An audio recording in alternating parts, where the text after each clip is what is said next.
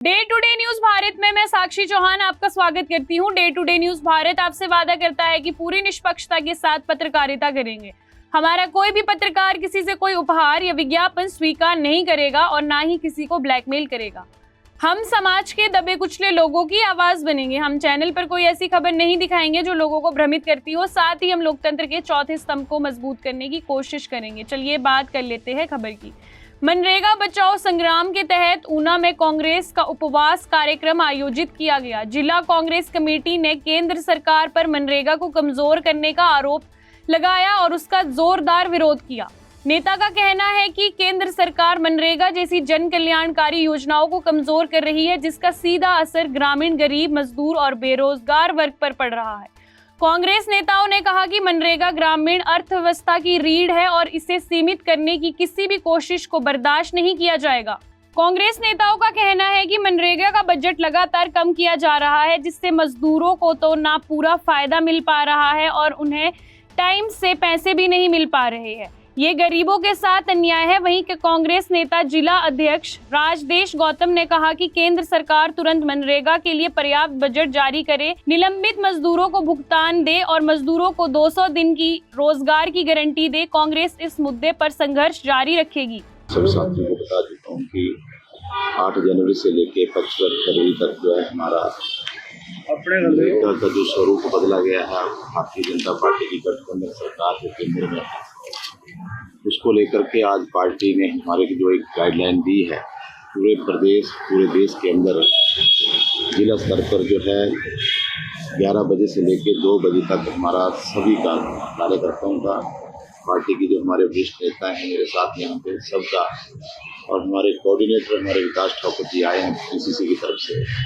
तो आज ये जो उपवास रखा गया है 11 से 2 बजे तक, ये इस संदर्भ में रखा गया है कि जो केंद्र सरकार ने मनरेगा का स्वरूप बदला है, हम इसका बड़ी निंदा करते हैं, विरोध करते हैं और इसके खिलाफ जो है हम ग्रामीण स्तर तक जाएंगे और केंद्र सरकार को झुकना पड़ेगा, क्योंकि जो हमारी पंचायतें स्वतंत्र जीत करके आती थी, वहाँ पे प्रधान पंचायत हमारे जो विकास के लिए स्वतंत्र रूप से, चाहे खेतों का सुधार कार्यक्रम हो, खेतों का भूमि सुधार कार्यक्रम हो, रास्तों का निर्माण हो और भी अन्य जो विकास की जो हमारी गतिविधियां थी, वो सारी के सारी ठप हो गई। एक तरफ भारतीय जनता पार्टी के नेता विकसित भारत जय श्री राम की बात कर रहे हैं। हम सब सनातनी हैं और हम सब राम को मानते हैं, भगवान हमारा सबका है, लेकिन इस योजना को, मनरेगा को जिस तरह का इन्होंने तोड़ मरोड़ करके इसके स्वरूप को कम करने का प्रयास किया है, वो बहुत ही चिंताजनक है। इस योजना से जब हमारी यूपीए गवर्नमेंट थी, डॉक्टर मनमोहन सिंह जी प्रधानमंत्री थे और श्रीमती सोनिया गांधी जी यूपीए की चेयरपर्सन थी, तब इस योजना को लेकर के हिंदुस्तान में इसको लागू किया गया और इस योजना से पूरे देश में सर्वांगीण और चहुमुखी विकास नजर आ रहा था। बाकी योजनाओं में चाहे बजट हो चाहे ना हो, लेकिन जो मनरेगा थी इसमें 100 दिन का रोजगार लोगों को गारंटी थी और लोगों को घर द्वार पे रोजगार के अवसर थे। आज केंद्र सरकार की गलत नीतियों के कारण ये मनरेगा जो है पूरी तरह से प्रभावित हुई। जिला कांग्रेस कमेटी ने चेतावनी दी कि अगर मनरेगा को कमजोर करने की कोशिश बंद नहीं की गई तो आंदोलन को और तेज किया जाएगा। कार्यक्रम शांतिपूर्ण ढंग से संपन्न हुआ है, जिसमें बड़ी संख्या में कांग्रेस कार्यकर्ता और स्थानीय लोगों ने भी भाग लिया। इतना जी ये जो मांगे हैं, ये खुशी की बात है कि इस मनरेगा को लाने के लिए हम मजदूरों का, इंट के लोगों का बहुत सहयोग था।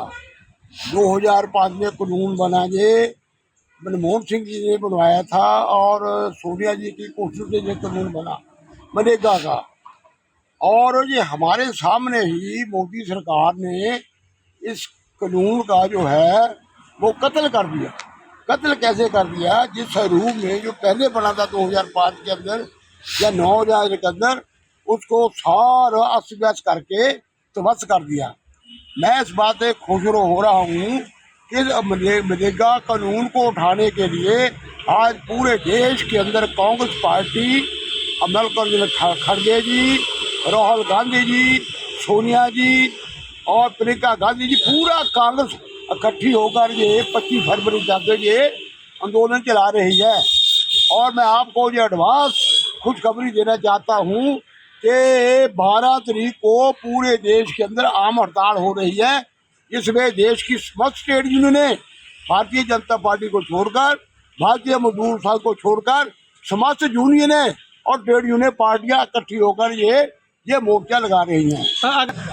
हमने तो 25 दिन बढ़ाए के नाम पर लूटने के लिए आज कानूनों के माध्यम से राम के लाभ के दूसरा हथकंडा ढाट लिया है। वो 25 दिन के जो फर्जी है, जो उसमें कमजोरियां लाए गए ट्रेड यूनियन के अंदर और एक्ट के अंदर, उसके लिए मजदूरों के हाथ में कुछ नहीं लगा। जिस प्रकार 44 लेबर कानूनों को तोड़कर, 30 कानूनों को तोड़कर 4 लेबर कोड बनाइए, उसमें कुछ नहीं पता चला। कतरा जी ये बात करना ये कानून, ये आप देखो मेरी बात जाओ, ये कानून के दस्तों से नहीं मिले, पौधों से नहीं मिले, ये धरती से नहीं निकले, इनकी वर्षा नहीं हुई। इन कानून के लिए मजदूरों, किसानों, कर्मचारियों ने लगातार संघर्ष किया। मैं भी उनमें था, शुरू से 1960 से मैं से जुड़ा हुआ हूँ। मुझे पता है कानून कैसे आए। और मोदी एक झटके से, एक बगैर डिस्कशन से, बगैर पार्लियामेंट से पूछे थे, बगैर उसको ध्वस्त कर रहा। आपको ये बात बताना चाहता हूँ, इस कानून की, मनरेगा कानून को नष्ट कर खत्म करने के लिए, इसका कत्ल करने के लिए मोदी ने स्पेशली उसके भी नहीं, मंत्री से भी नहीं पूछा, जो लेबर डिपार्टमेंट का मंत्री है, और कैबिनेट से मंजूरी नहीं ली और तीसरा धक्के में लाकर पार्लियामेंट में पास करा दिया। शिमला से हमारे संवाददाता अनीश चौहान की रिपोर्ट। अभी के लिए फिलहाल इतना ही। देश दुनिया की तमाम खबरों के लिए day to day news Bharat को देखते रहे। साथ ही हमारे चैनल को लाइक, शेयर और सब्सक्राइब करना ना भूलें। नमस्कार।